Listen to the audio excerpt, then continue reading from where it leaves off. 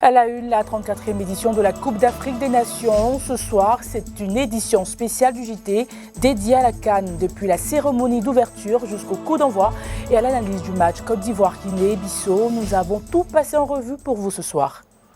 Bonsoir Madame, Monsieur, c'est un plaisir renouvelé d'être en votre compagnie. Merci de vous joindre à nous.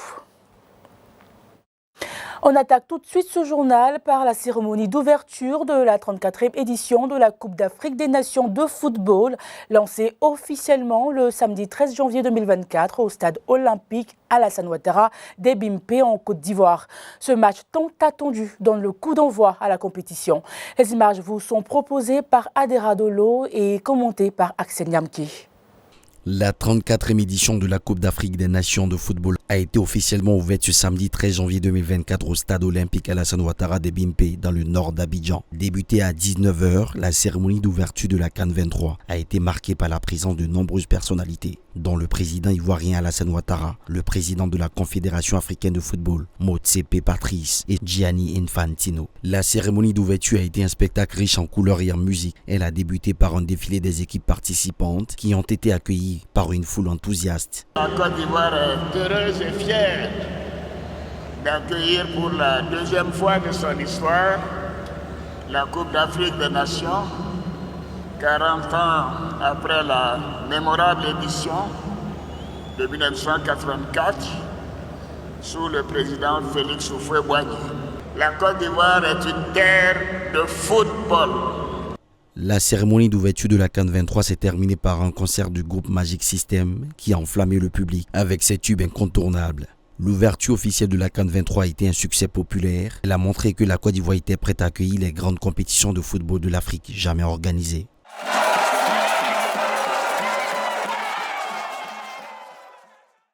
Après le match d'ouverture opposant la Côte d'Ivoire à la Guinée-Bissau, le président de la Fédération ivoirienne de football, Idriss Diallo, a partagé ses impressions sur la cérémonie. Écoutons-le. Le plus important, c'est l'organisation dans sa globalité. Vous savez, la responsabilité d'organiser une telle compétition, voilà, donc on est très content d'avoir pu la faire. On en a rêvé et on y est. Et la première journée s'est bien passée. Organisation, je pense, de qualité, public très sympathique, résultat satisfaisant, on a les 3 points, donc on est content. Ah oui, c'était une très belle cérémonie. On avait à peu près 50 000 spectateurs en théorie sur les ventes.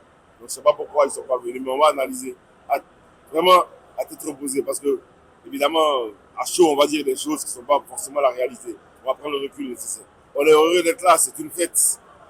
Et puis, dites à tout le monde qu'Abidjan est doux, donc ils profitent.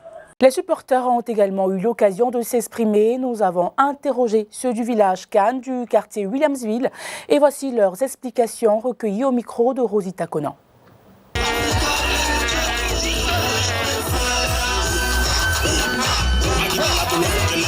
Lors de l'ouverture de la 34e édition de la CAN, le 13 janvier dernier, les éléphants de Côte d'Ivoire ont offert une victoire à leurs supporters. Des cris de joie, des danses et des sons à l'unisson pour manifester leur joie ce samedi dans le quartier Williamsville. La prestation de l'équipe nationale jugée par les supporters. J'ai apprécié la prestation des éléphants. Ils ont été très disciplinés dans le jeu. Ils ont joué vraiment en groupe.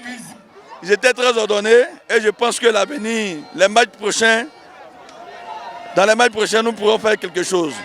Je pense que nous aurons la victoire à la fin de cette CAN. Voilà, je suis confiant. J'ai vu qu'ils ont joué avec beaucoup de dextérité. Nous sommes fiers d'eux.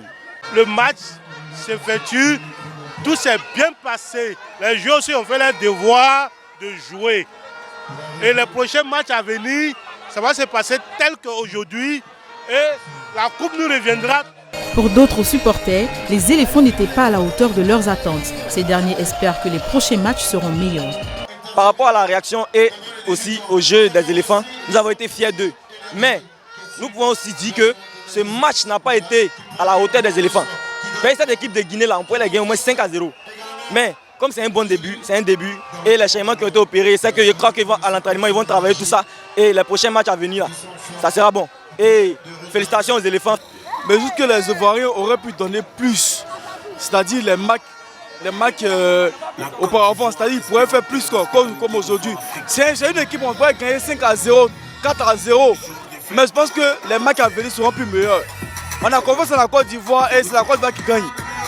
Le prochain match des éléphants se jouera ce jeudi 18 janvier au stade Alassane Ouattara à 17h. La Côte d'Ivoire sera opposée aux Super Eagles du Nigeria.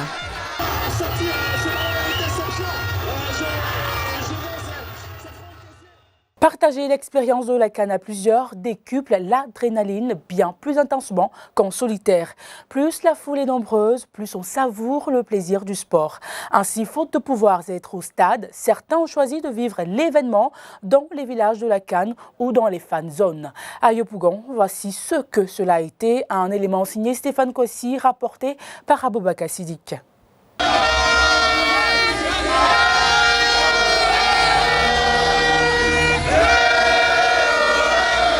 Le début de la CAN en Côte d'Ivoire a été marqué par l'inauguration de plusieurs villages CAN et fan zones. C'est dans cette optique que Stéphane Ngamou, venu de la France pour l'occasion, a mis en place une fan zone dans la plus grande commune du pays, à Yopougon, quartier Sikoji.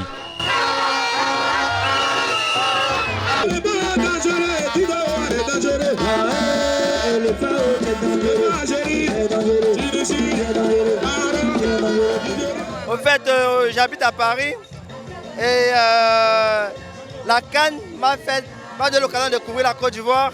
Et comme j'aime la Côte d'Ivoire, je sais que c'est un pays de fête. J'ai pensé organiser cette fan zone pour fêter avec tous les Ivoiriens. Cette fan zone commence aujourd'hui et ça dure pendant toute la CAN. Donc jusqu'à la fin du dernier match de la CAN. Nous sommes là tous les jours, nous ouvrons tous les jours. Un laisser-aller au niveau des éléphants, je crois bien qu'ils peuvent reprendre le match en main, ils peuvent encore faire mieux par rapport à ce qu'on voit. 1-0 à la 27e minute, c'est bon, mais par rapport à ce qu'ils produisent comme jeu, il y a du mieux à faire.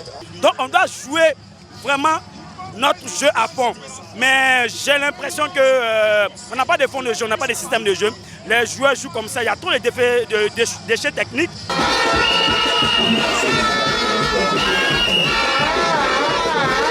Une ambiance bon enfant auréolée de chants et de pas de danse à l'occasion du premier match des éléphants dans cet espace.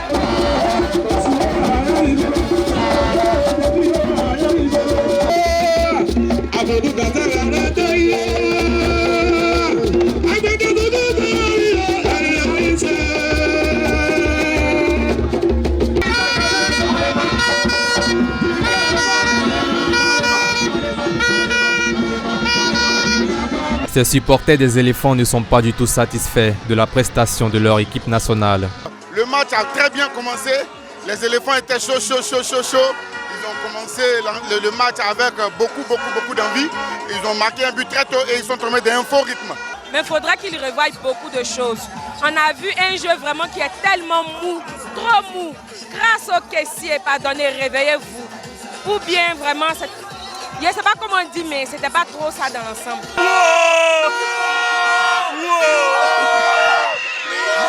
À la fin de 2-0, les Ivoiriens, on est fiers de eux. Ça eux comme ça, on a l'espoir, on peut aller à eux. Demain là, il m'a payé ma de 55 000.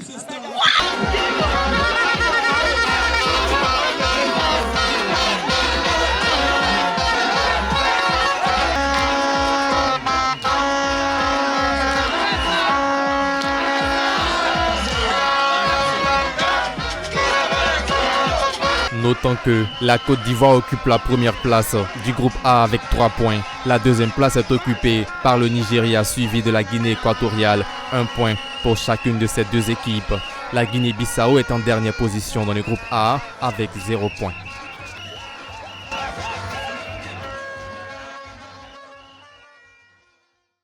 Les résidents de Marie-Corée ont également aménagé un espace dans leur quartier pour regarder ensemble ce légendaire match d'ouverture. Evra Ebi et Sarah Michel.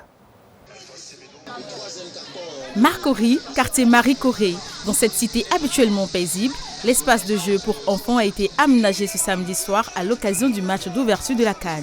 Le calme habituel de la cité a cédé à une ambiance maquis pour mieux vivre la CAN de la cité Marie-Corée. La CAN, nous, on n'a pas l'opportunité d'aller au terrain. Donc, on a aménagé l'espace au quartier, on reste au quartier, on suit les matchs au quartier.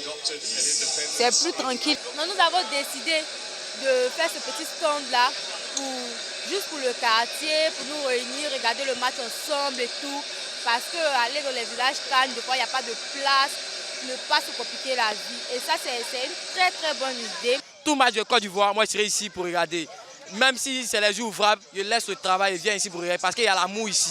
Ce quartier Marie-Corée, c'est la joie. Bon, je me sens à l'aise de regarder le match dans le quartier, je peux mieux du même dans la cité, pour éviter plein de dégâts lorsque nous sortons pour aller regarder les matchs dans les autres quartiers, pour éviter les accidents, les désagréments dans la route. C'est dans la convivialité que les habitants de cette cité ont suivi le premier match de la 34e édition de la CAN. Cette mère de famille témoigne de cette ambiance chaleureuse à chaque match de compétition organisé par la Côte d'Ivoire. En tant que maman, moi, ma fille a organisé un petit coin pour regarder le match, pour suivre la CAN. Franchement, moi, ça me fait plaisir d'être là, dans son petit coin aménagé là, pour suivre le match. Pour que franchement, tout le monde dans le quartier ici, tout le monde soit heureux. Et je constate que franchement, c'est calme. Ici, le petit coin qu'elle a aménagé, il n'y a pas... Ce sont les jeunes sympas du quartier qui sont là et que tout se passe bien. Nous rencontrons la gérante de cet espace dédié pour suivre les matchs de la CAN. Ses responsabilités, la distribution des boissons, le maintien de l'ordre et s'assurer que chaque habitant de la cité passe une agréable soirée. Il m'a fait confiance pour que je puisse organiser ces retrouvailles entre amis, entre parents, famille, voilà, du quartier pour regarder le match. Voilà, qui est vraiment chaud, hein, qui est vraiment chaud. Donc voilà, c'était un plaisir pour moi que les parents me fassent confiance. Il y a beaucoup de choses, il y a des collations, en tout cas, ils ont mis plein de moyens pour pouvoir mettre tout le monde à l'aise. Pour suivre des matchs de la CAN dans tout le confort nécessaire, hors de leur salon en famille, les habitants de la cité Marie-Corée n'ont pas lésiné sur les moyens pour offrir des soirées tout aussi époustouflantes que mémorables. Les spectateurs ont eu droit à du rafraîchissement offert gratuitement et à une sélection musicale afin d'éviter des sorties nocturnes des enfants en cette période de fête du ballon rond qui se tient en terre ivoirienne.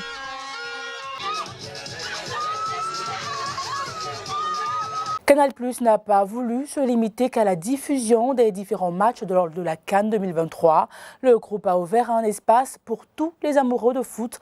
Ambiance, show, buffet, tout a été conçu sur mesure pour bien accueillir les participants et partenaires. Sarah Michel et Aksenia Mouké y étaient pour Reflet TV. À quelques heures du coup d'envoi de la CAN 23, Canal+ n'est pas resté qu'à la diffusion. Le groupe audiovisuel français a ouvert un espace dénommé La Base Plus pour suivre les 52 matchs de la CAN. La Base Plus est un lieu qui va accueillir les fans de foot pendant toute la CAN. Elle propose aux visiteurs une multitude d'activités, notamment les retransmissions en direct des matchs de la CAN, des animations et des jeux. Donc La Base Plus, c'est un lieu qui va accueillir les fans de foot, nos amis, nos partenaires, pendant toute la CAN Total Energy, pour tous les matchs, pour suivre les matchs en direct sur écran géant et avoir plein de surprises également, puisqu'il y aura des animations, des concerts, des jeux, plein de choses qu'on vous réserve. La Base Plus est ouverte depuis le 13 janvier et ferme ses portes le 11 février 2024. Les fans de football pourront suivre les matchs de la CAN sur de grands écrans. Le village CAN Base Plus est également un espace de convivialité.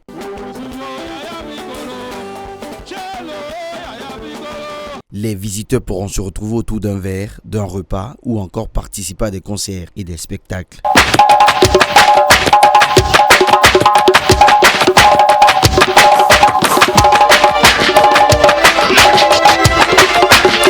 Quelques participants ont exprimé leurs sentiments de ce moment convivial. Franchement, c'est une expérience à vivre.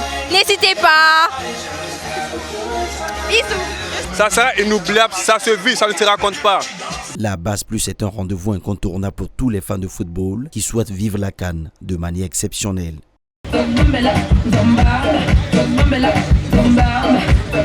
Note culturelle pour terminer ce journal. Le 11 janvier 2024, les responsables du Stellaire Festival ont organisé une conférence de presse pour annoncer la première édition du festival débutant le 20 janvier. Cet événement culturel comprendra des concerts live, une compétition de football, des ateliers gaming et la participation de plusieurs artistes de renom tant national qu'international. Le compte rendu de l'événement avec Stéphane Kouassi et Sarah Michel. Le Stellaire Festival a pour ambition de se positionner durablement lors de toutes les CAN. En prélude à la première édition du Stellaire Festival qui aura lieu le 20 janvier prochain, les organisateurs ont animé une conférence de presse ce jeudi 11 janvier 2024 à la Riviera. C'était vraiment de s'inscrire dans la durabilité et de proposer quelque chose. Toutes les parties prenantes et les décisionnaires de la Côte d'Ivoire ont tous proposé quelque chose. Et nous aussi, on voulait œuvrer à marquer cette CAN historique pour cette année 2024. L'objectif, comme on l'a dit, c'est de s'inscrire dans cette durabilité d'année de la jeunesse et de venir offrir et permettre aux jeunes de réaliser leurs rêves à travers le Stellaire Festival, en venant voir leurs idoles tant dans la musique, en venant participer à une compétition de foot et en venant découvrir le beau monde que représente l'aspect gaming au jour d'aujourd'hui. Ouais, on a choisi la CAN comme démarrage de point central parce qu'on a vocation de s'inscrire dans la durabilité et d'occuper tous ces territoires-là. Donc on espère être au Maroc, ensuite au Botswana, au Kenya. On a vocation d'être le festival référence à chaque fois qu'il y a une CAN qui propose ces trois assets-là. Alors on a décidé d'organiser ce festival parce qu'on a profité du fait qu'il y ait la CAN à Abidjan. Donc il faut savoir que les deux personnes qui sont les têtes pensantes de ce projet, donc Sirou et Abiola est d'origine ivoirienne. On a profité du fait qu'il y ait la CAN pour pouvoir faire ce beau projet et amener Burna Boy à Abidjan. On attend entre 20 et 25 000 personnes au mieux. Donc ça, c'est vraiment nos ambitions les plus grandes et on espère vraiment que la jeunesse ivoirienne sera au rendez-vous. Ce festival sera un cadre pour les e-gamers ivoiriens de compétir avec les ressortissants des autres pays d'Afrique présents à la 4e édition de la Coupe d'Afrique. Une compétition justement de e-gaming, donc de PlayStation, c'est le jeu de e-football de Konami qui sera représenté sur les 2 jours de festival. Donc le 19, vous allez avoir tout ce qui est phase de poule, donc ils vont tous s'affronter. Et le 20, il y aura la grande finale qui sera mise en place. Donc en gros, ils vont tous jouer sur PSE et ils vont s'affronter sur des matchs de football. Et donc les grands gagnants, justement, ils gagnent un cash prize de 2500 €, ce qui fait environ un cash prize de 2500 € et ensuite un voyage aussi dans les studios Sony et PlayStation au Japon. Donc ce qui est quelque chose d'énorme, c'est la plus grande représentation de gaming mondiale. Donc ça va leur permettre aussi pour ceux qui sont fans et qui sont des grands champions dans leur pays aussi. Et puis pour le recrutement d'ailleurs du gaming, il y a eu des compétitions depuis 6 mois maintenant, dans chaque pays des compétitions internes. Et donc tous ces pays vont venir s'affronter ici. On vit dans un monde où le virtuel se développe de plus en plus, donc c'est pour moi une activité maintenant qui devient nécessaire. Je pense que si on parle un petit peu, un jeune sur 2 joue à des jeux de gaming, ou joue que ce soit sur le téléphone, que ce soit sur les PlayStation, tout ça. Donc je pense que c'était bien aussi de mettre cet aspect en valeur, qui est un aspect aussi de l'avenir. On a créé aussi ce festival pour vous faire profiter d'une expérience qui a été déjà faite, mais grandeur nature. On a essayé de faire le maximum pour vous offrir quelque chose, donc on vous attend tous très nombreux. Et on se retrouve le 20 janvier. Notons que Stellaire Festival verra la présence de plusieurs artistes de renommée nationale et internationale. Fin de ce journal proposé par l'ensemble de la rédaction. Le premier match de la Côte d'Ivoire s'étant très bien déroulé. Espérons que nos éléphants nous fassent honneur lors des prochains matchs. Retrouvons-nous demain pour de nouvelles actualités, si vous le souhaitez.